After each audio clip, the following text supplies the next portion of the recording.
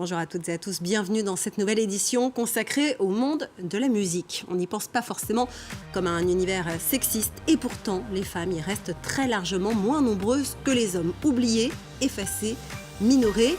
Et on verra qu'elles ne veulent plus la mettre en sourdine, elles prennent une place qui va certes piano mais crescendo et pour réussir leur gamme, les femmes n'hésitent pas à rompre l'harmonie, casser la mesure, saisir en fanfare et en chœur tous les instruments à leur portée pour écrire une nouvelle partition.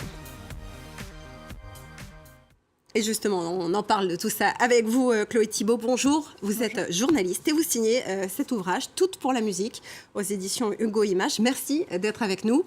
Et dans ce livre, vous parlez de ces femmes qui ont encore bien du mal à se faire une place dans l'univers musical et pourtant elles jouent, elles chantent, elles composent depuis la nuit des temps, même si on le sait encore trop peu. D'ailleurs, vous l'avez expérimenté pendant vos études de musique au conservatoire. Vous me disiez que vous avez vu finalement l'œuvre de bien peu de femmes compositrices. Comment ça s'explique ?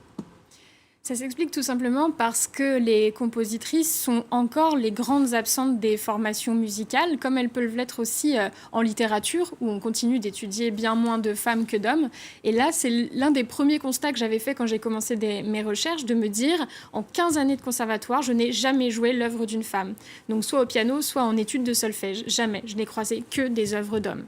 Et pendant longtemps, donc, le conservatoire n'était pas ouvert aux femmes et certains instruments leur étaient aussi interdits. Oui, complètement. Les femmes étaient exclues de la formation musicale et il y avait des clichés de genre attribués à certains instruments, c'est-à-dire qu'en dehors du clavecin et du piano devant lesquels les femmes ont les jambes serrées, tout instrument qui consistait à mettre quelque chose à sa bouche ou à écarter les jambes était proscrit. Donc pas de harpe, pas de pipeau, pas de flûte, pas de contrebasse, pas de violoncelle. Et en fait, les conséquences de ces interdits-là, on peut les voir encore. Par exemple, dans le jazz, où il y a énormément d'instruments à vent, d'instruments à cordes, le contrebasse, le violoncelle, parce que les femmes ont vraiment des siècles de retard vis-à-vis de la pratique de ces instruments-là. Donc aujourd'hui, les femmes dans le jazz, on les connaît, mais surtout parce qu'elles sont chanteuses. Et c'est de ça qu'il faut qu'on arrive à se défaire en disant que les femmes peuvent être à tous les niveaux de la création musicale.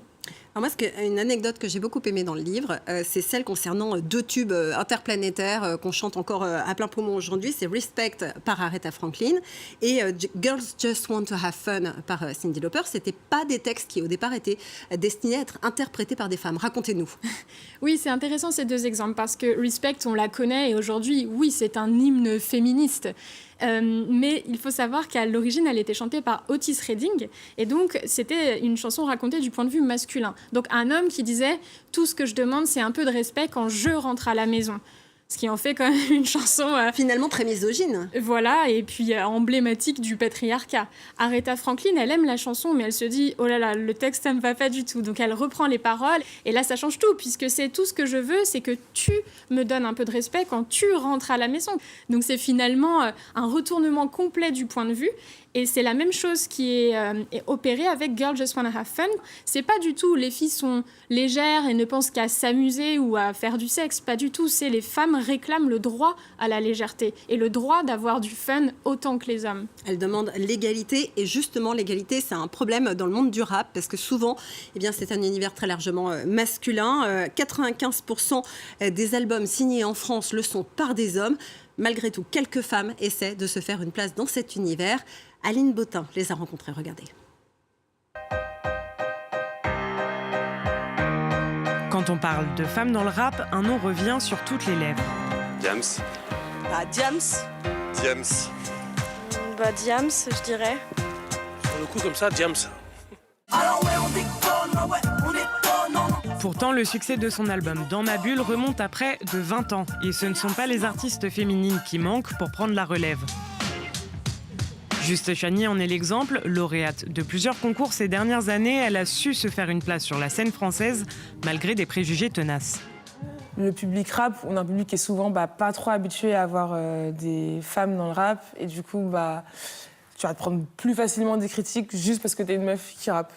Et quand t'arrives à un open mic, on te regarde un peu en mode mais t'es la meuf de qui ? Ou ah, t'es la chanteuse ? Ou tu dois un peu expliquer que non, t'es là pour faire ton freestyle comme les autres gars, tu vois. Plus jamais je vis ma vie en dilettant, je démarre le compte à rebours, je vais prendre l'industrie par surprise comme par là-bas. Encore très peu présente sur les plateformes de streaming, Juste Chani compte développer cette année le projet d'un album ainsi qu'une série de clips. Selon le Centre national de la musique, seuls 5% des titres rap sont enregistrés par des femmes, un chiffre faible qui peut représenter un avantage pour la rappeuse. Si en tant que meuf, t'as passé le step du niveau, de la confiance, de je m'impose, etc., ben là, t'as vraiment plus un boulevard. Donc déjà, si t'es une femme dans ton positionnement, t'enlèves 90% des concurrents, tu vois. Donc il faut savoir saisir cette opportunité-là. À son arrivée en France dans les années 80, le rap est considéré comme une musique d'hommes, les femmes ayant plus tendance à se diriger vers le R&B. Pour pallier cet écart, plusieurs dispositifs ont récemment vu le jour, comme par exemple Rappeuse en Liberté, un programme d'accompagnement dédié aux femmes. On a des dispositifs aujourd'hui qui permettent vraiment de mettre de la lumière sur ces femmes qui font du rap. Donc oui, la tendance est en train d'évoluer. On voit un peu plus, en tout cas, de diversité côté propositions féminines. Après, en termes aujourd'hui de visibilité et d'exposition médiatique, on n'y est pas encore. Des tremplins certes encore nécessaires, mais qui témoignent d'une demande grandissante pour une représentation plus paritaire. Pour moi, en tout cas, le rap, c'est pas une question de genre. Comme n'importe quelle musique, au final, ça reste des émotions. Et en fait, n'importe quel être humain vivant est capable de ressentir des émotions. Donc même là, dans cette base, il y a encore moins de genre.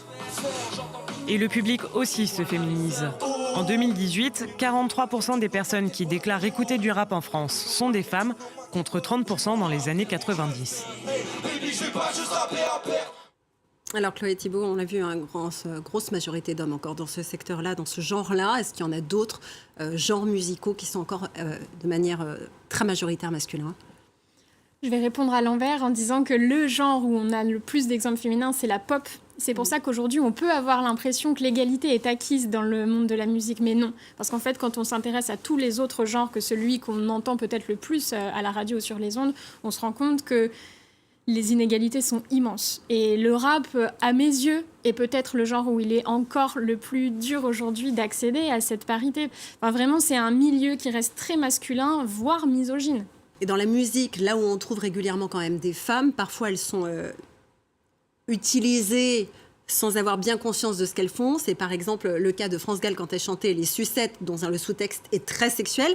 Mais Lio, que vous avez rencontrée, elle, quand elle chante Banana Split, elle vous raconte qu'elle est tout à fait consciente de ce qu'elle fait. Mais finalement, avec le recul, pas tout à fait. Est-ce que vous pouvez nous raconter ? Oui, cet entretien avec Lio était vraiment bouleversant parce qu'elle porte aujourd'hui un regard de femme adulte avec toute son expérience sur la carrière qu'elle a eue à ses débuts lorsqu'elle était adolescente et qu'elle avait 16 ans. Et finalement, elle comprenait ce qu'elle chantait, elle comprenait bien la métaphore sexuelle de Banana Split, mais elle ne se rendait pas encore compte du jeu auquel elle jouait, qu'elle regrette aujourd'hui, c'est-à-dire celui de la pédocriminalité. Au final, quand on regarde l'histoire de la chanson française, puisque c'est à elle quand même que je m'intéresse le plus dans le livre, on se rend compte que les jeunes femmes ont été hyper sexualisées, le sont encore aujourd'hui, mais peut-être que ce qui change aujourd'hui et ce qui fait du bien, c'est que si elles le sont, si elles jouent sur leur aspect physique, elles le décident. Cette sexualisation des femmes, donc Lio, France Gall et d'autres avant elle, c'est aussi quelque chose dont se plaignent les femmes DJ en Chine. Même dans le milieu underground, elles se plaignent d'être réduites encore à leur apparence. Alors elles s'organisent pour tenter de s'affranchir de ces codes sexistes et misogynes. Regardez.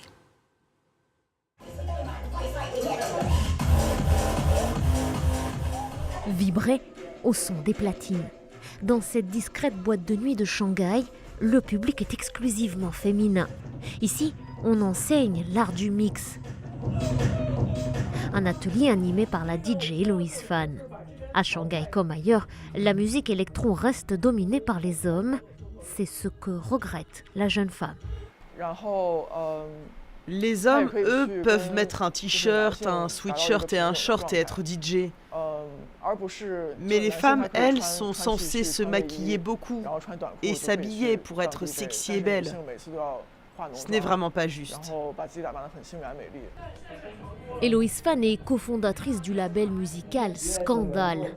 Eva a contribué au dernier album de ce label et elle l'assure, les évolutions de carrière ne sont pas les mêmes. Les femmes font trop souvent l'objet de discrimination. Pour les femmes DJ talentueuses, c'est beaucoup plus difficile de se faire un nom contrairement aux hommes DJ qui ont commencé à la même époque et sont au même niveau.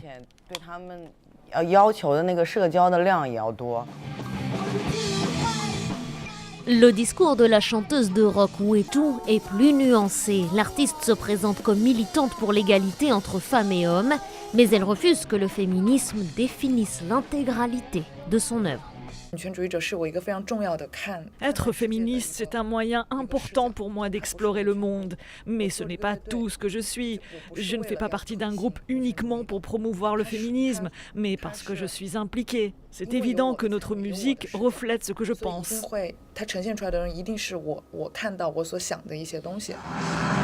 Les autorités chinoises surveillent de près ce militantisme. Certaines voix sont même muselées puisque des artistes ont été interpellés et des comptes féministes sur les réseaux sociaux ont été suspendus. Voilà, pour les femmes DJ. Un instrument dont on n'a pas parlé, c'est celui de la voix des femmes, qui a longtemps été une sorte de tabou, une symbolique très forte qui est attachée. Oui, il y a différents exemples que je donne dans mon livre, mais déjà si on s'intéresse à l'Ancien Testament, il y a une phrase qui dit « Ne fréquente pas la femme musicienne de peur d'être pris dans ses rets », donc dans ses filets. Ça, c'est une phrase qui est vraiment très forte et qui a eu des conséquences ensuite même sur la pop culture. Alors je ne sais pas si on peut parler de pop culture pour Homère, en tout cas je le fais. Depuis l'Antiquité, si on pense à l'image de la sirène, ce sont des femmes dont le chant menace de mort les hommes. Quelque chose qu'on retrouve évidemment dans la version Disney ensuite, où Ariel renonce à sa voix pour être aimée d'un homme. En termes de symbolique, c'est vraiment très fort. Et le dernier exemple que je donne, c'est celui de Carmen, puisque ce qui est intéressant avec l'étymologie de ce prénom, c'est que Carmen, c'est à la fois le chant et le charme. Mais le charme dans le sens d'incantation et de la formule magique de la sorcière. Et en fait, cette image-là de la voix féminine dangereuse, littéralement des femmes qui se font entendre, elle a traversé les siècles.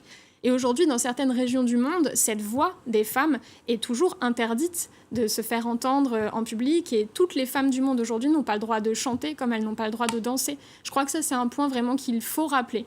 Merci beaucoup, Chloé Thibault. Et merci à vous de nous avoir suivis. À très bientôt sur France 24.